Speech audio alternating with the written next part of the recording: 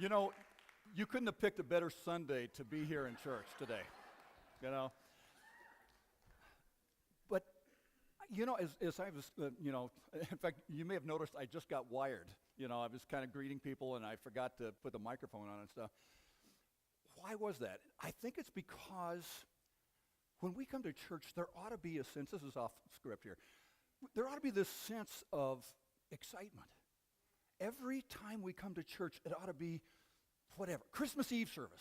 It ought to be Easter. It ought to be VBS. It ought to be all those kind of things that we're saying, oh God, what are you going to do today?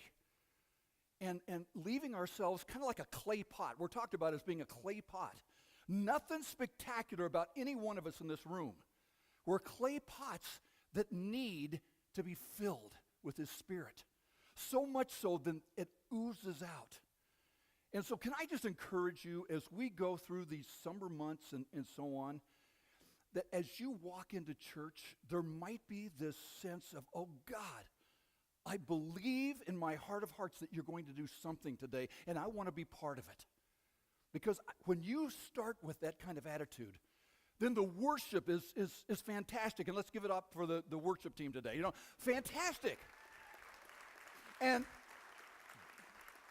the announcements are cool, and the handshakes are great, and all that kind of stuff becomes a very, very good thing. I believe that was the mindset of the Israelites as they went to temple. Oh, God, what are you going to do today? And so I am convinced that God is going to do something great today. I got a nice note from Randy. Hey, praying for you all the way over in Europe and stuff. And you be praying for our pastor, Randy and Judy. They had a horrific week with the loss of Judy's dad. And did the funeral on Tuesday, had to put everything together, and then leave Wednesday on their 30th anniversary trip. So I'm telling you what, your pastor, my pastor, could really use your prayers. And he's praying for us, so we ought to be praying for him as well. Randy asked me to say just a little bit at the beginning here, a little bit about what Janet and I are doing now. And we started a ministry in October called Mission Recharge. And the idea is that somehow we could help pastors and leaders and missionaries in some way to navigate around burnout. Isn't it interesting? I don't know if you guys have been watching the news, but isn't it interesting that the World Health Organization just this week have officially, identified burnout as a medically diagnosed condition. And we get it because I've lived there, and many of you have lived there as well. And so that's kind of an interesting thing. So we want to help pastors and leaders around the world to really help navigate that. But also leadership issues, marriage issues, communication issues, anxiety, depression, and poor decision making that moves people sometimes to excesses, moves them to making mistakes and making decisions that are just bonehead decisions. And to be frank with you, Janet and I are kind of tired, and maybe you are too, of pastors and leaders making headlines for all the stupid reasons in the world. And we want to just help maybe one person at a time to navigate that, so that before they're in that place making bad decisions, we'll be able to help them and so on. So not only did I go through that anxiety, depression, and you guys know that, but more than that, we thought, well, maybe we can make a difference. So we got on board with Missions Door, and we have a table out there. And we're working with Missions Door to do Mission Recharge, and it's great. And we just found out a few weeks ago that Mission Door asked us to be responsible for the pastoral care and missionary care of over 400 people in 34 countries. So Janet and I are now going to have a responsibility that's really big, and we're just really excited about it. And so we'll be developing leaders in different regions, and then they in turn will be helping their own communities and their own people under their tutelage.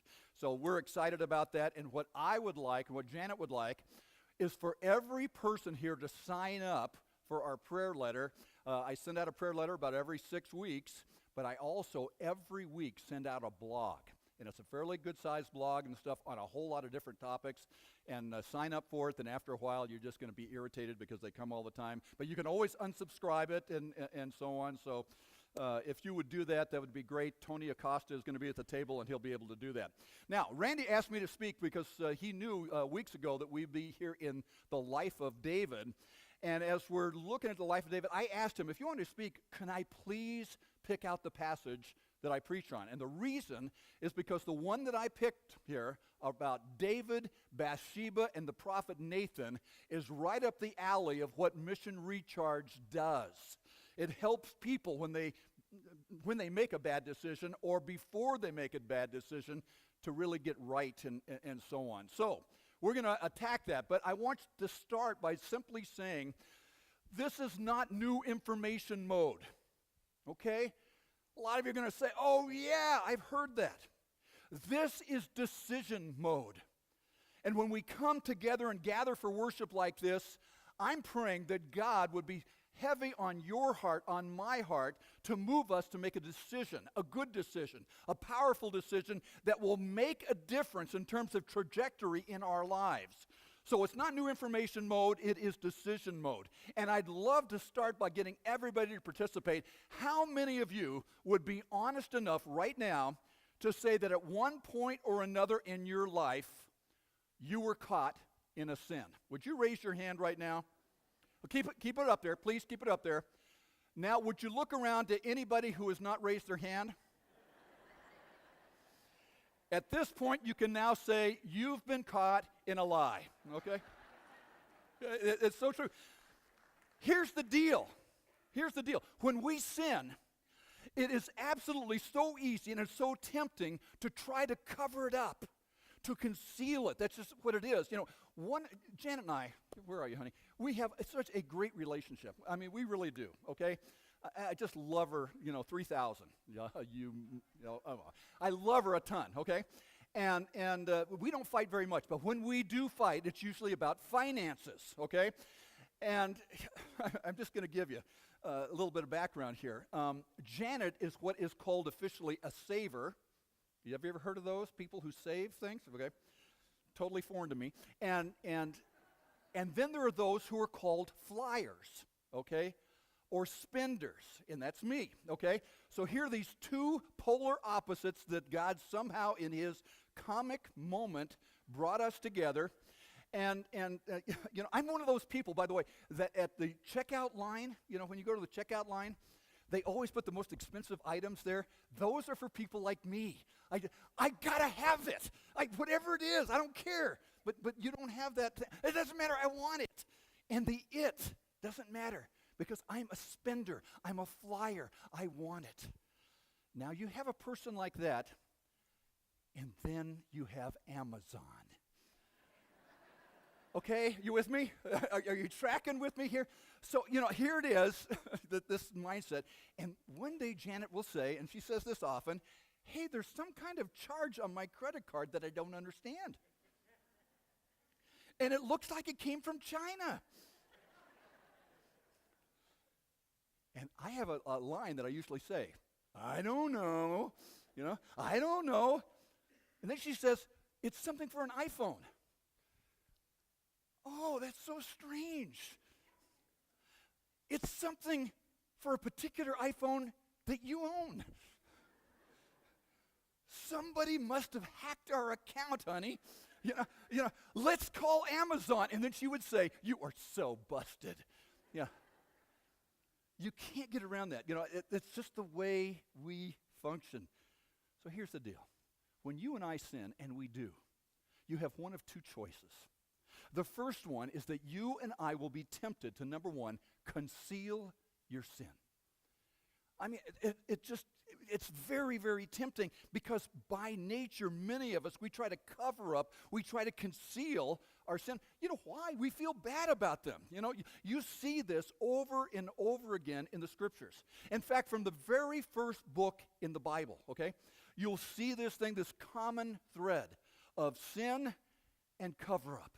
Sin and conceal. It just is. So here in the beginning, here's in the Garden of Eden, okay?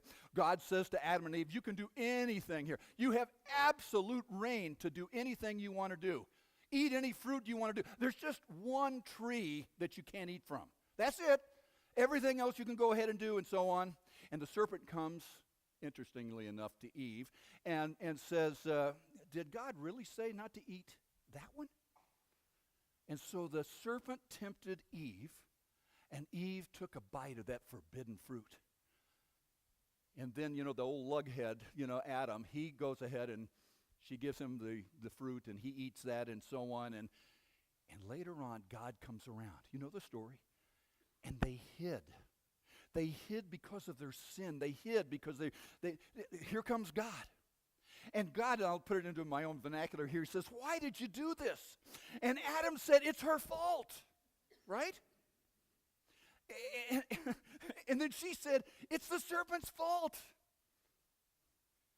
And then the serpent didn't have a leg to stand on.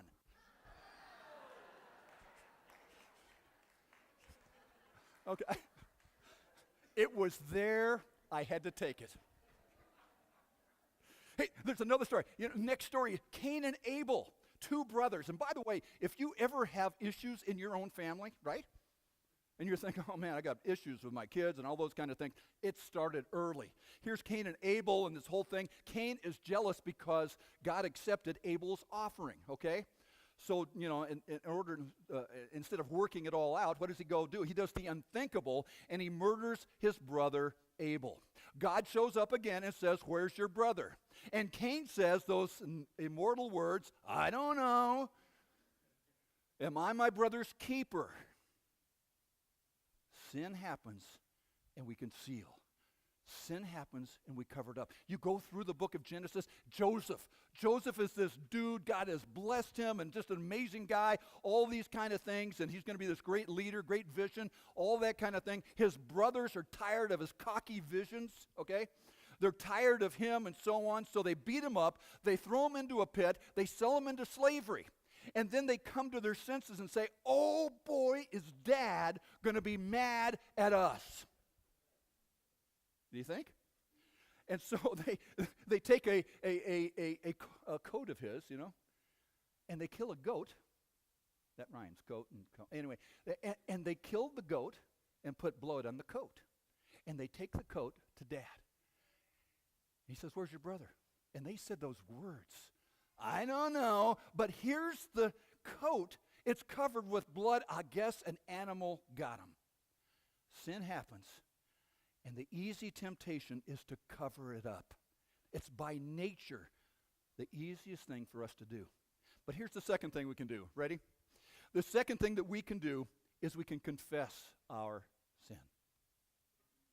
We can conceal them. We can confess them. And I just want to ask all of you, as I ask myself, which is the right thing to do? The Bible says in Proverbs chapter 28, verse 13, it says these words. It's beautiful. He who conceals his sins does not prosper. When you hide behind the mask, when you conceal your sin, you do not prosper. And some of us in this room, you've been scratching your head, you've been banging your head against the side, and you're wondering, why isn't it happening in my life? Why isn't it happening in my family? It could be, I don't know, that maybe there's some concealing that's been going on. He who conceals his sin does not prosper, goes on to say, but whoever confesses and renounces them finds, say it with me, what's the word? Mercy. Mercy. If you wear a mask, you conceal the sin, you don't prosper, the result is never good. But whoever has the courage to drop the mask, confess, renounce their sin, they will find mercy. Now here's the deal. Many of us in this room, whenever we have a big group of people, we know this. When some of you in this room, honestly, are standing at a crossroads. I mean, it just is. It just is. You're standing at a crossroads. And I think you may have a choice to make. Whatever's going on in your life, conceal it and not prosper, suffer more harm, or drop the mask, confess it, find healing, find mercy, and so on. The choice is always ours. And it's a significant, life-changing, navigational, compass-setting decision. So to help us all make the right choice, I want to talk about King David. It's a story that many of you know. It's found in the Old Testament. Let's just say this to begin with. David loved God. And what's interesting to me is I think that King David is a lot like us in this room. You know, he loved God. In fact, he was described as a man after God's own heart. You ever wonder what that means? I think that means in his core of cores, when everything else is stripped away, you know, he just really loved God. He made bonehead decisions, awful stuff, all that. But in his core of core, he really and truly loved God. So you have to understand, he wasn't this really yucky, dirty, vile kind of sinner guy per se. In fact, in terms of reputation with people, he was understood as a very good man. But he got tripped up. He got tripped up with temptation, which proves to us in this room that not one of us in this room is big enough, high enough, smart enough to not get tempted to make a bonehead decision. So I'd like to invite you in your mobile device, on your Bible, or you can look up on the screen here. I simply want to look at 5 verses. That's it. It's found in 2 Samuel chapter 11. And we'll start at the very beginning, and I'll just kind of unpack it as we're going along here. Because it says there in verse 1, in the spring, at the time when kings go off to war. Let's stop right there. Now remember, we're talking about King David. King David was known to be a warrior. As a matter of fact, he was known throughout the region, both in Israel and outside of Israel.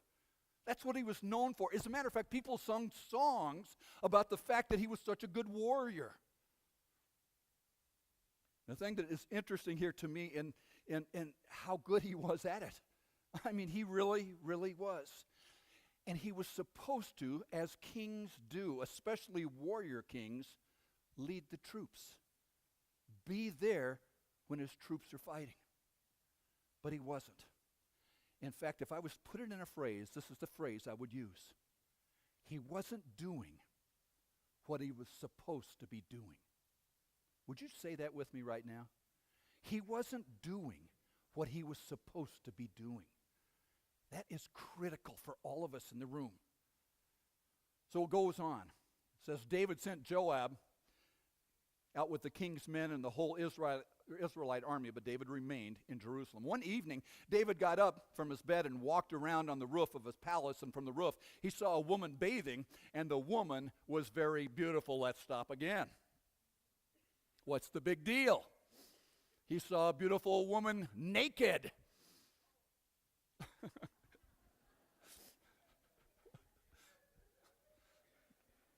That was perfect. I got to say, that's not the worst thing in the world. There's a woman, and you see her, and then you avert your eyes. You know, you can be up on your roof and obviously see something, and you bounce your eyes. Okay? But that's not what he did. In fact, it says the Hebrew word that is translated he saw, is the word ra'ah. R-A-A-H. That's how it's transliterated. Ra'ah. Can you say it with me? Ra'ah. Okay.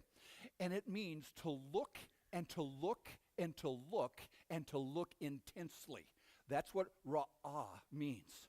So he didn't go, there's a good-looking woman, and bounce his eyes. Instead, he went, there's a very good-looking woman. And he started looking and looking and looking and looking. He ra'ah'd her. Except he didn't do that. He ra'ah'd her, okay? You with me? He looked at her lustfully. She's a beautiful woman. And you pick up the story in verse 3. David sent a messenger. David sent someone to find out about her, and the man said, isn't this Bathsheba the daughter of Eliam, the wife of Uriah the Hittite? In other words, King David, respectfully, she's not yours.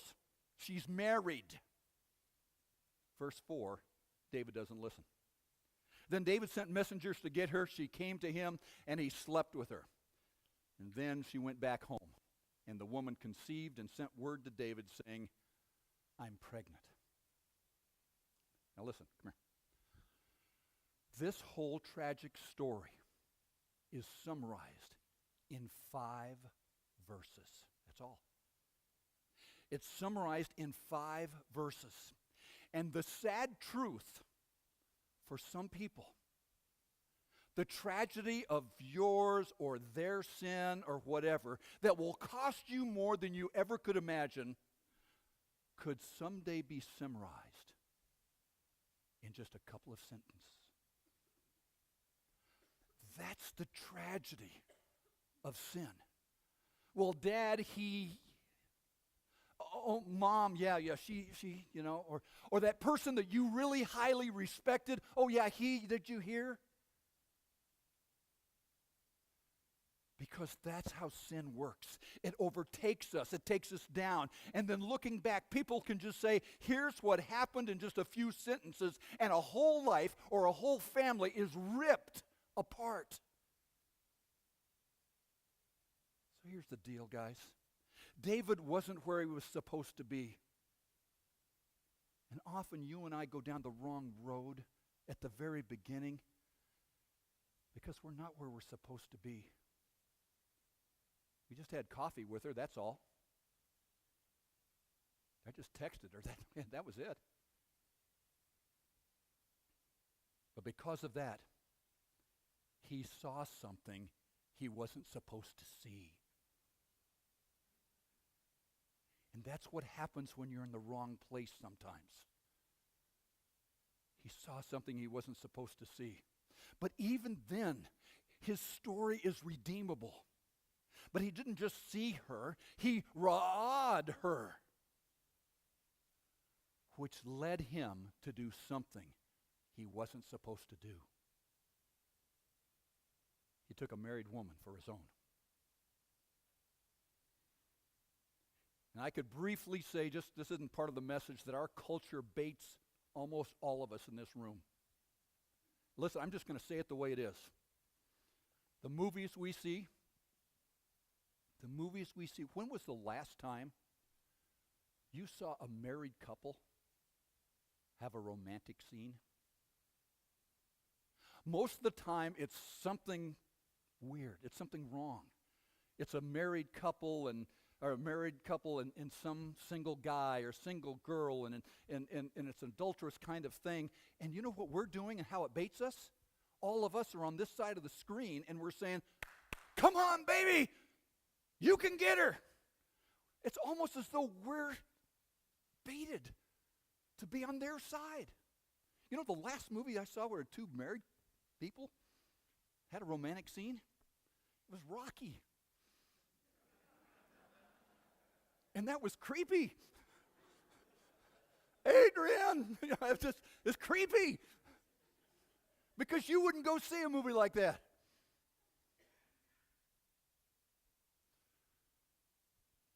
Led him to do something he wasn't supposed to do, which cost him far more than he ever wanted to pay. Because eventually, it cost him the death of his son. And David's family became one of the most dysfunctional families ever written about in the Bible. David was not where he was supposed to be. He saw something he wasn't supposed to see, led him to do something he wasn't supposed to do, which cost him far more than he ever wanted to pay. And the reason is that we are vulnerable to this type of sin that the Bible basically calls the lust of the flesh. You know, there are different types of sin and so on. But the lust of the flesh, for those of you who are followers of Jesus, you know that there's this ongoing battle in our life, and because we're spiritually connected to God. And on a good day, the Spirit leads us, and we do what's pleasing to God. But on a bad day, our body screams, overwhelms our spirit, silences our brain, so that we do stuff that we know in our heart of hearts is wrong. We know it's potentially dangerous.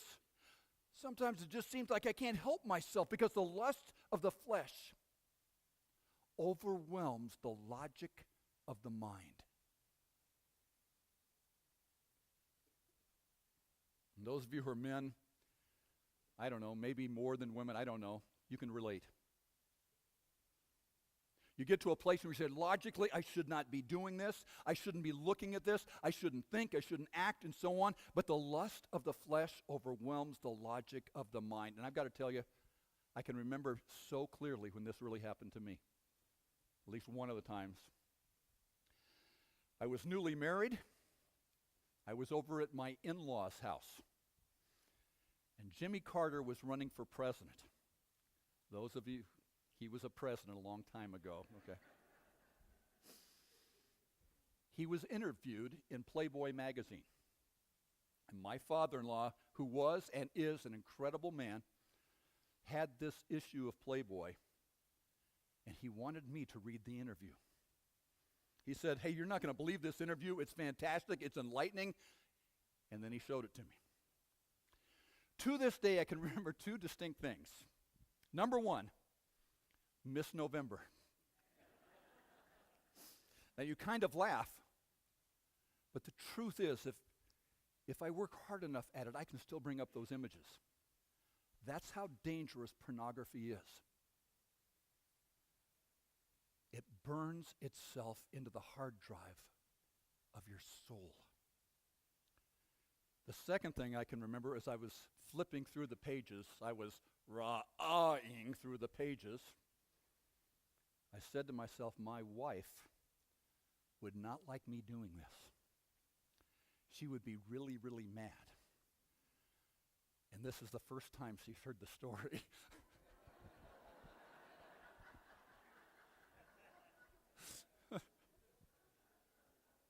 No, not really. I'll do anything for a laugh. The lust of the flesh will overwhelm the logic of the mind. And it may be somebody here, a married woman who's kind of struggling in her marriage right now, some guy, and there's a guy that really understands, and he listens to me like no one listens to me, makes me feel special. Oh, the old guy at home, he's just a bump on the log, and all these kind of things. Emotions are so overwhelming and make sin so desirable. It could be overeating. You come home, you feel lonely, you just kind of sad, and you just start eating. So what do you do when you blow it? You'll be tempted to conceal it. Who, me? Because the lust of the flesh can be very embarrassing. Well, you have a choice to make. And that's what this is all about. There's plan A. Okay, and plan A that David had was, I'm going to bring, Uriah, okay, 'cause I found out she's pregnant, bring him off the front lines of battle, give him a night or two with his wife, 9 months later, pregnant, and he's going to think it's his child. But he had too much integrity. He slept outside the door. Plan B was, let's get Uriah drunk. Then, for sure, he's going to sleep with her. No, still didn't happen. Plan C is, let's take Uriah out to the front of the battle and kill him. And that's what happened. So what do? Plan A, delete the history on our computer. Delete the text to the person I shouldn't be texting. We hide the wrappers of candy. We hide the bottles of the stuff. We put away the pills so nobody can see them. Plan B is to lie. It wasn't me. I would never. Or plan C is deflect. If you had been nicer to me in the bedroom, then this wouldn't have happened. Conceal, conceal, conceal. All the time forgetting that he who conceals does not prosper. So here's what's amazing about God. For those of us who are followers of Jesus Christ, this is so wonderful here. When we try to cover something up, God has an amazing way of uncovering. He does. It says in Luke 18, verse 17, for there is nothing hidden that will not be disclosed, and nothing concealed that will not be known or brought out into the open. That should give us all pause. How about Numbers 32, verse 23? You may be sure that your sin will find you out. Sin has a way of coming out. You may not be caught for a while, but it just has a way. And if you're unlucky enough that it never comes out, the bottom line is you won't prosper through the process. But here's the thing to remember. Whatever we conceal, he has a way of bringing out to the open. But whenever we confess, he has a way of covering. Is that beautiful? Is that beautiful? He will do that. That's the kind of God. He has a way of covering it. If we would move to 2 Samuel chapter 12, you have the rest of the story. Because Nathan is a prophet of God. And Nathan ends up confronting David. Now, you need to know something about Nathan. Nathan, I believe, was an advisor. In chapter 7, we find out, this is long before he confronts him here, that he had a relationship with David.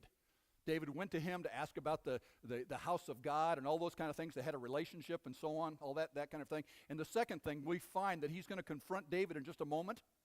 But you know, when you think of an Old Testament prophet confronting someone, what do you think of? You think of fire, brimstone. This is what God says, now make it right. The only prophet I can think of that approached somebody so gently and caringly was Nathan, the prophet, approaching David. He tells a story. He says, hey, there's these two dudes. One had a whole lot of money, and he was wealthy. He had sheep all over the place. Sheep everywhere. And the next door neighbor only had one little lamb, and it was a pet. It slept with them or something. That was the only thing they had. Some traveler comes and stuff, and the rich man says, hey, I'm going to feed you. But instead of taking one of his sheep, he goes over to this guy, and he takes the lamb, the family pet, slaughters it, and gives it to the hungry traveler. David interrupts the story. He says, that's awful. That's terrible. We're going to get that dude. And then in verse 7, Nathan points his pointing finger and says, you're the guy. It's you. It's you. It's a powerful story there. He just kind of lays it out. And the Lord sent Nathan to David because God loved him. And I can humbly say it, perhaps the Lord sent me here today to tell you, are you ready? Time's up. You're the one. You're the dude. It's time to do the right thing because I want you to prosper. David's moral compass was really messed up, and I believe Nathan wanted the very best for his friend David. And he had a chance to help him. We find that David responds correctly. He moved from concealing his sin to confessing his sin. It says in the Bible that his spirit was broken, contrite in Psalm 51, and he faced, heavy consequences for his sin. He didn't get off scot-free. But some of us in this room are Davids. And some of us in this room are Nathans. And I thought, what is a good way for us to share the passion of a Nathan for all of us? So I want to just share, as we close here, a clip. One of my favorite movies, and you guys know that I'm a movie guy, one of my favorite movies is The Greatest Showman. Love that movie. Seen it many, many times. And my good friend, J.P. Penscover, months ago said, there's this audition piece where Hugh Jackman is kind of is singing, and everybody's in their regular clothes and all this kind of stuff. And I watched it. It was very inspirational. It was amazing. But I found another audition piece. And the audition piece involves somebody called Kirla Settle. And if you've seen the movie, she's the bearded lady. This amazing voice, and she is actually going to sing the title song for the whole movie. The title song is This Is Me. This is me. It's this idea that, this ragtag bunch of freakos that made up P.T. Barnum's circus were valuable human beings. And she had the opportunity to sing this. Well, as it turns out, this is the first time that she had sung in front of all the big money people. The producers had all flown in. And so you had the choir over here, and you had the musicians here, and you had the other principals, Hugh Jackman, everybody's in this room. And now it's time for her to sing this song. And you'll see in this thing that she starts off, and she is incredibly tentative. I mean, she is looking, and she's glued to her notes and to her song. And it's even hard to hear her. But about 10 seconds, 15 seconds into it, she looks up. And she's looking off camera to somebody, transfixed. She's looking, then 15 seconds goes by. And all of a sudden, something happens to her. Honestly, you're going to see it. she moves the stand off to the side and she walks out in front of everybody. And all of a sudden, something happens in her. And she's fired up and she sings like she's never sung. It's amazing. And everybody gets excited. The piano player stands up here toward the end and he's playing. And people are singing and people are dancing and so on. And you see that she is looking at a guy wearing this purple hoodie in the choir.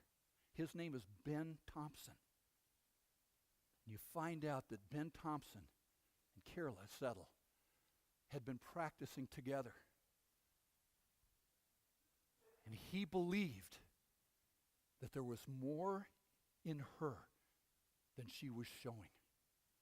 And so he was doing everything he could to bring out the best in her.